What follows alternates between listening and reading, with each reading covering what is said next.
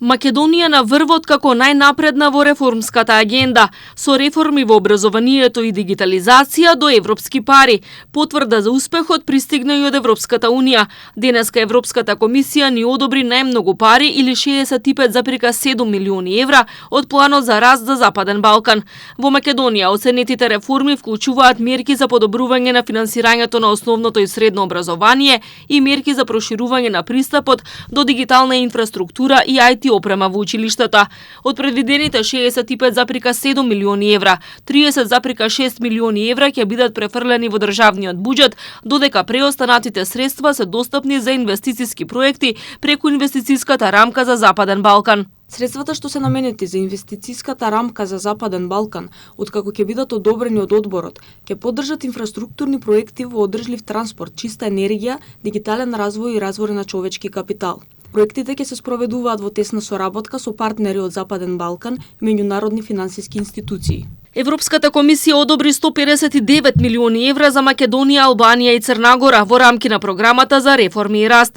Најмногу пари добива Македонија 65,7 милиони евра, за Албанија следуваат 49 милиони, а за Црна Гора 44,2 милиони евра. Овој потек следи по третото барање за исплата и позитивната оценка на комисијата за направените реформски чекори спроведени во областите образование и дигитализација во Македонија и деловна конкурентност и иновации во Албанија и Црна Гора. Со ова паѓаат во вода обвинувањата на опозицијската СРСМ дека Македонија досни со спроведувањето на реформите.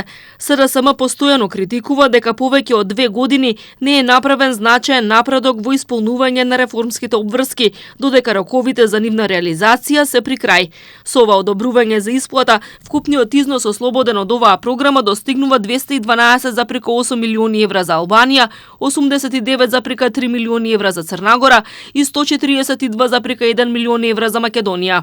Планот за раст за Западен Балкан беше усвоен во 2023 со цел земјите партнери од регионот да имаат придобивки од членството пред нивното пристапување кон ЕУ. Тој треба да ги интегрира државите во единствениот пазар на ЕУ, да ја унапреди регионалната економска соработка, да ги продлабочи реформите поврзани со ЕУ и да го зголеми предпристапното финансирање. Крајната цел е забрзување на процесот на проширување и растот на нивните економии.